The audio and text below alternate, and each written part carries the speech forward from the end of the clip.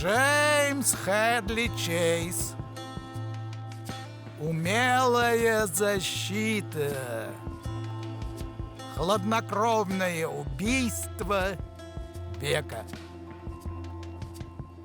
Бывают такие женщины. Встретив ее однажды, вы непременно будете искать новой встречи. Или, быть может, она попалась вам на глаза, когда вы вели машину. В этом случае вы либо заедете на тротуар, либо угодите в аварию.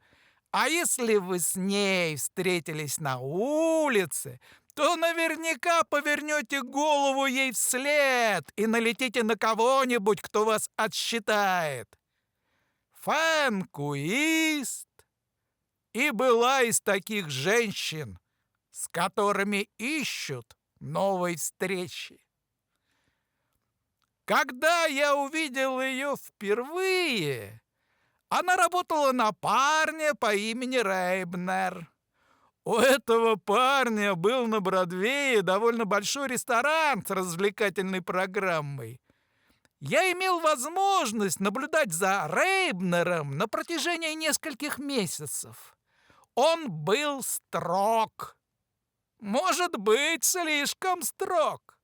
Мне уж точно не нравился. Этакий холодный человек с резкими чертами лица. Я даже подозревал в нем некоторую склонность к подлым поступкам. Трудно сказать, как можно при таких качествах добиться успеха в ресторанном бизнесе, но он преуспевал. Фэн Куист была у него секретаршей. Странное имя. Впрочем, после выяснилось, что это всего лишь романтический псевдоним. Я забыл ее настоящее имя, но оно звучало просто ужасно. Так или иначе, но нам до этого вообще нет дела. Как я уже говорил, бывая в ресторане, я видел ее довольно часто. Мне, как фельетонисту, приходилось проводить там многие вечера. Подходящее для меня место, где всегда встретишь изысканную публику, о которой я и писал свои репортажи. Она с клиентами никогда не общалась. Я только видел, как она проходит через зал в кабинет Рейбнера. Из-за ее потрясающей внешности мужчины проливали суп на свои манишки. Такая это была дамочка. Мне порой приходила в голову мысль, не познакомиться ли с ней поближе. Наверное, не я один об этом думал, но Рейбнер бы этого не допустил. Когда я намекнул, что мне хотелось бы с ней познакомиться, он наградил меня таким взглядом, словно я был в чем-то, что выползает из канализационной трубы. Поэтому фактически я никогда с этой женщиной не разговаривал. Но после того, как это случилось, мне, полагаю, не стоит и надеяться на какую-то возможность.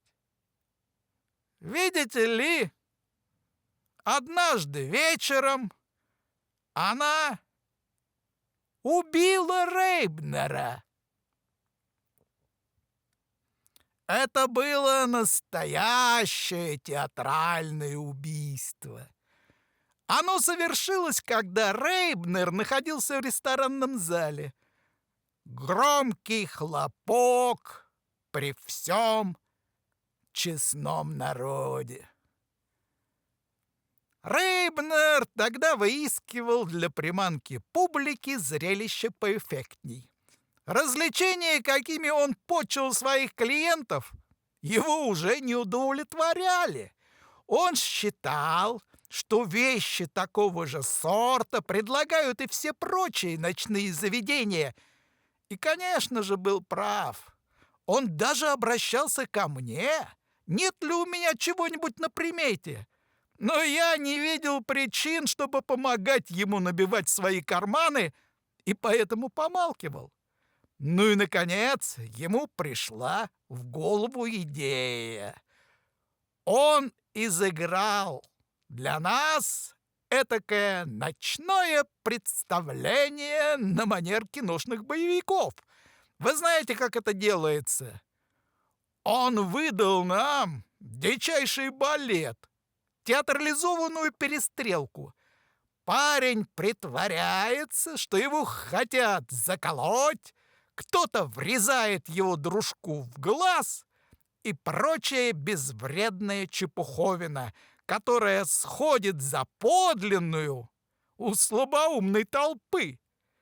Когда это случилось, вечер подходил к концу, и публика была изрядно на взводе. Да полна стрельбы, и уж поверьте мне, в тот вечер продали уйму спиртного. Появился Рейбнер и стал прохаживаться между столиками, перебрасываясь словечками с клиентами. Он мог бы не расслабляться, но мы к тому времени с ним свыклись и похваливали все эти игры и забавы, которые он для нас устроил. Я сидел с компанией поблизости от лестницы, ведущей к нему в кабинет. Когда Рейбнер делал свой обход, наверху лестницы внезапно появилась Фэн-Куист. Я забыл о Рейбнере и сосредоточил все внимание на ней. Поверьте, она была без сомнения высший класс.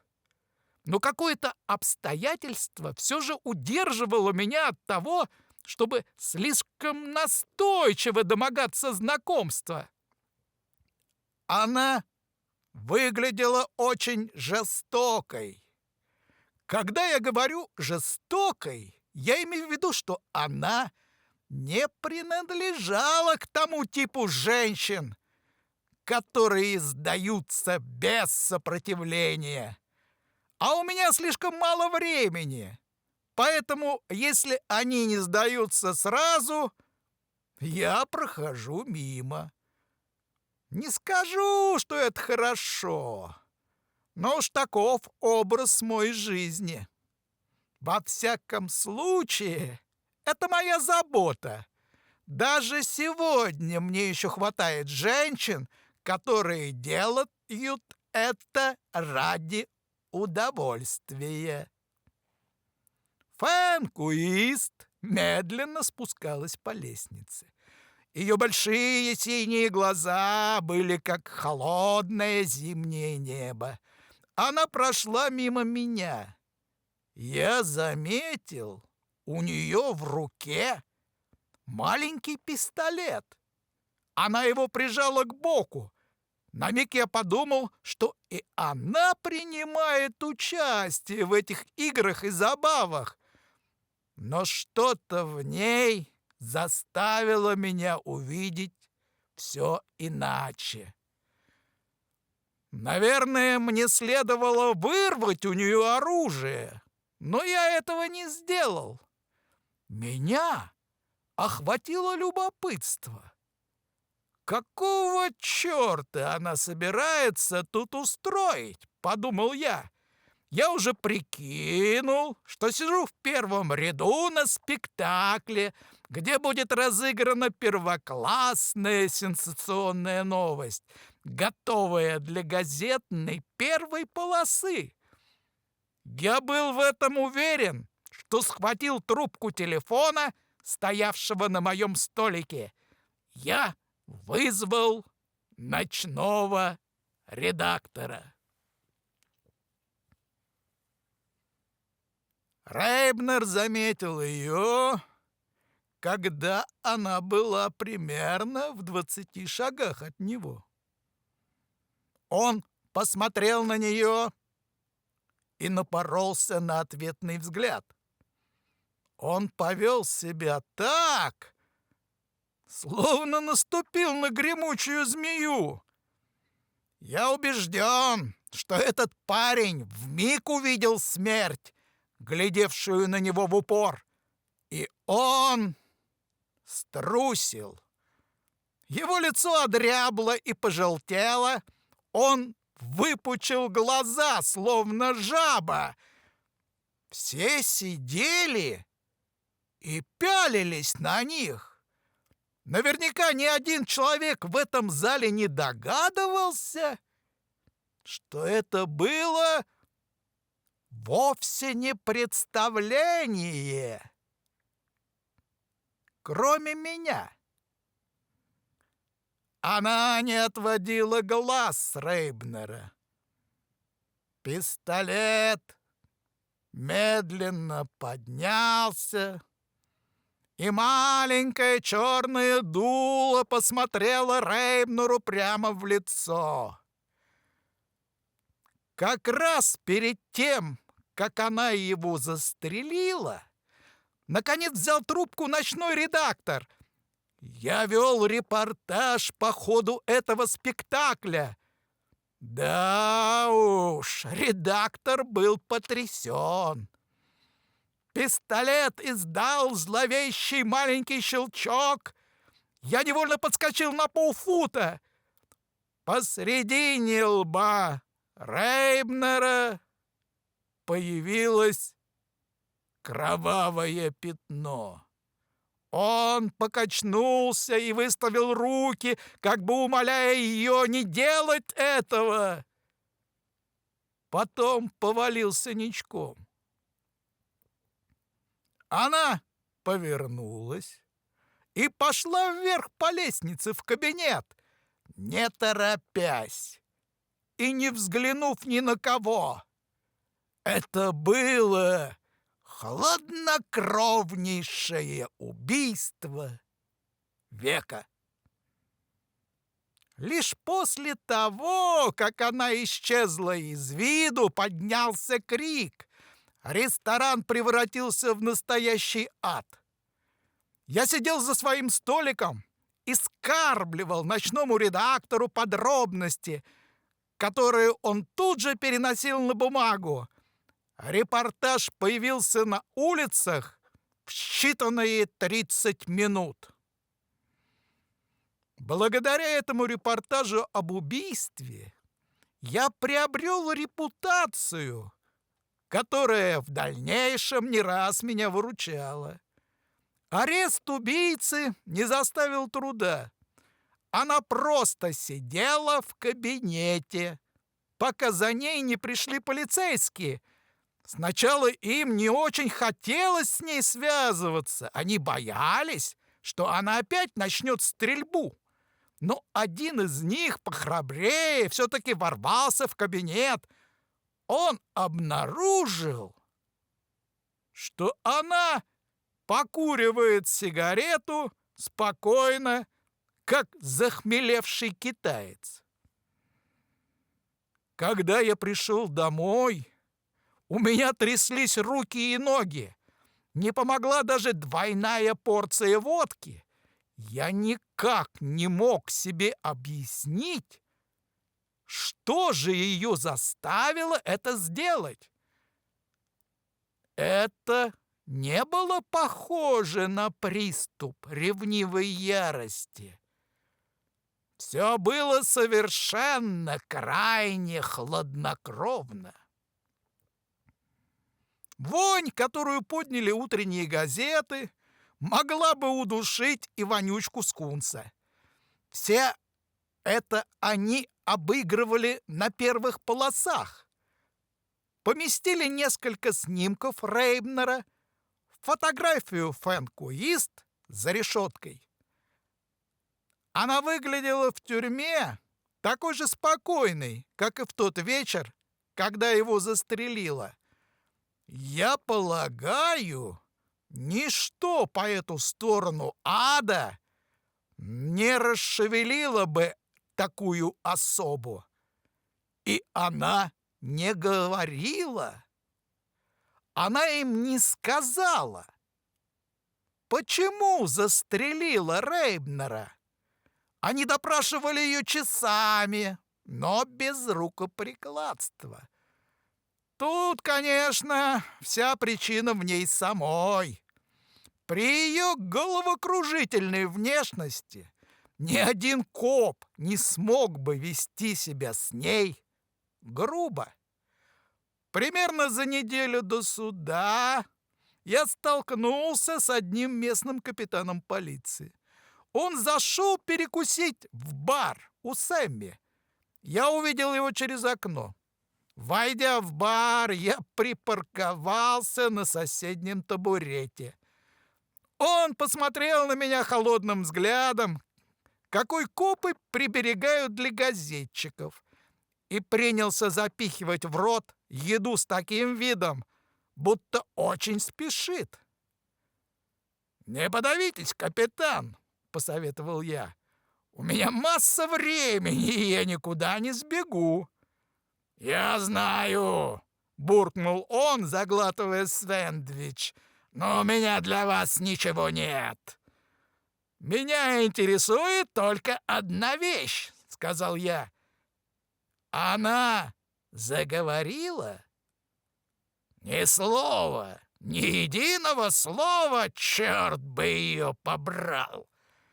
«Окей, капитан, не стану вас больше допекать». Я слез с табурета. «Очень даже миленькую рыженькую вы вели в искушение вчера вечером. Восхищен вашим вкусом. Ну все, капитан, я удираю». Капитан обрел такой вид, будто его сейчас хватит удар. Шея раздулась, и глаза стали как яйца вкрутую. «Эй!» — произнес он сдавленным голосом. «Откуда у вас эта чепуха?» Я сделал паузу. «Никакой чепухи, капитан. У меня нет», — пояснил я. «Это вы завели интрижку». «Ну, послушайте», — выпалил он лихорадочно, «вам следует помалкивать насчет этого. Это было по службе, вы понимаете?» «Вы представляете интерес для публики», — сухо заметил я. «Это пойдет в мою колонку новостей. Ваша жена рассердится. Но мне-то какое до этого дело, черт возьми?» Он съежился, как лопнувший воздушный шарик. «Окей», — выдавил он с горечью. «Что вы хотели бы узнать?» Я снова взгромоздился на табурет и заказал фирменный сэндвич. «Поделитесь со мной информацией, капитан. И не говорите, что вы не откопали ничего такого, что может меня заинтересовать. А я не буду публиковать ни строчки без вашего разрешения. Я был при начале этого дела и могу развить свой успех по мере его завершения». Потребовалось еще какое-то время, чтобы окончательно уломать капитана, но угроза насчет рыженькой действовала волшебно. Он рассказал мне, что Рейбнер был мозгом одной из крупнейших организаций по торговле наркотиками. Ночной клуб он использовал в качестве прикрытия. Ему требовалось место, куда регулярно и безопасно могли приходить люди из его организации. Что может быть лучше, чем пользующийся известностью всегда оживленный ночной клуб? Рейбнер оказался также и убийцей, хотя много лет тому назад он был просто мелким жуликом. Слава беспощадного убийцы медленно, но верно вела его вверх по лестнице гангстерской карьеры. Он был очень ловок, он всегда держался в тени. Других крупных бандитов хватало ФБР, а Рейбнер ухитрялся оставаться чистеньким.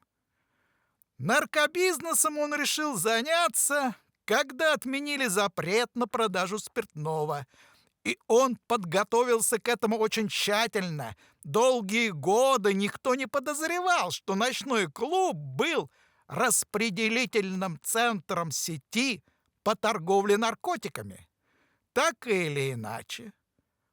Но в эту картину не укладывался поступок Фэнкуист. Капитан не был вполне уверен, что она тоже замешана. В полиции не могли установить ее связью с сетью торговцев наркотиками. Они вообще ничего не могли от нее добиться. Мелкие сошки всей этой сети исчезли. Фэнкуист была единственной, кто мог бы просветить полицию. Но она отказалась говорить. «Наверное, боится, что ее пришьют, если она расколется», — сказал капитан. «Ага, может быть и так. Но все-таки почему она убила Рейбнера?» «Мне бы тоже хотелось в этом разобраться», — сказал я. «Думаю, она открутится». Капитан пожал плечами. «Я не огорчусь, если ей это удастся», — сказал он. «Красивая мордашка, не так ли?» Я от всего сердца выразил свое согласие. Наконец был назначен день суда. Публика набилась в зал до потолка. Чтобы пробраться внутрь, сильным мужчинам пришлось отталкивать слабых женщин. Сильные женщины сами отступали в отчаянии. Это был настоящий мужской праздник, ей-богу. Они пришли поглазеть на Фэнкуист, и ни одно двуногое существо не смогло бы их остановить. В кресле судьи восседал вялый полусонный старикан. Окружной прокурор заметно нервничал. Защитник выглядел чертовски самоуверенным. Среди присяжных не оказалось ни одной женщины. Я подумал, что почти неизбежно эти присяжные оправдают Фэнкуист. Я сидел в первом ряду с пакетом сэндвичей и фляжкой водки. Никто не собирался перетягивать на свою сторону популярного фельетониста. Со мной был и Джексон, ночной редактор. Мы оба ощущали личную заинтересованность в этом деле. Фэнкуист выглядела превосходно. Она сидела со своим адвокатом. Спокойная, безмятежная. Господи, как она умеет одеваться! Любому юному сопляку, жаждущему узнать, что такое настоящие женские формы, надо просто подойти и бросить взгляд на Фэнкуист. За один этот взгляд он узнал бы больше, чем из всех учебников анатомии, над которыми он прокорпел бы целый год. Если бы мне пришлось зирать на эту дамочку с утра до вечера, — проворчал ночной редактор, — я бы сбрендил. Я понимал его чувства. Значит, дошло и до этого грубого недотепы. Судебный зал бурлил от возбуждения. Поднялся окружной прокурор и сказал свое вступительное слово. Оно было лишено той пламенной страсти, какую он обычно вкладывал в обвинительные речи. «Этот парень, — проворчал ночной редактор, — вовсе не заинтересован своей работой. Если хочешь знать мое мнение, то в нем сейчас заговорили куда более низменные интересы». Но не имело значения, в общем-то, значение, как будет окружной прокурор разыгрывать тему убийства.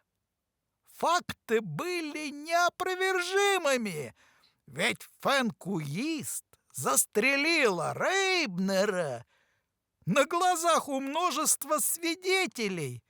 Даже если бы окружной прокурор и не хотел бы брать на себя ответственность за отправление этой красотки на электрический стул, он ничего бы не смог поделать. Встал со своего места ее адвокат. «Ваша честь!» — начал он вкратчиво. «Прежде чем продолжится этот судебный процесс, я бы хотел задать вопрос окружному прокурору». Судья разрешил ему задать этот вопрос. Адвокат повернулся туда, где сидел окружной прокурор. «В состоянии ли вы предъявить доказательства, — спросил он, — что пуля, обнаруженная в черепе Рейбнера, была выпущена из пистолета моей подзащитной?» И тотчас воцарилась такая тишина, что на нее можно было повесить шляпу. По лицу окружного прокурора проплыли все цвета радуги. Он еле поднялся на ноги. «Ваша честь, я протестую!» Судья, не отрывавший взора от Фенкуист, охладил его гнев. «Я полагаю, что все в полном порядке. Фактически я пойду дальше и скажу, что это весьма надлежащий вопрос». Адвокат победно улыбнулся. «Я уверен, что вы не в состоянии предъявить доказательства», — продолжал он все с той же вкратчивостью. «В таком случае я вынужден просить об отсрочке слушания дела, пока не будет получен ответ от экспертов». Судья посмотрел на него очень внимательно. «Почему вы ставите этот вопрос?» — спросил он. «Ваша честь», — ответил адвокат, — «моя подзащитная не убивала Рейбнера. Будет установлено, что пуля в черепе Рейбнера выпущена не из маленького пистолета. Эта пуля, как мне представляется, выпущена из револьвера марки Смит и Вессон. Впрочем, я тут должен подождать, пока не разберутся с этой пулей. Судья отложил заседание на 2 часа. Это произвело сенсацию. В течение 2 часов ни один человек не покинул здание. Атмосфера была насыщена электричеством.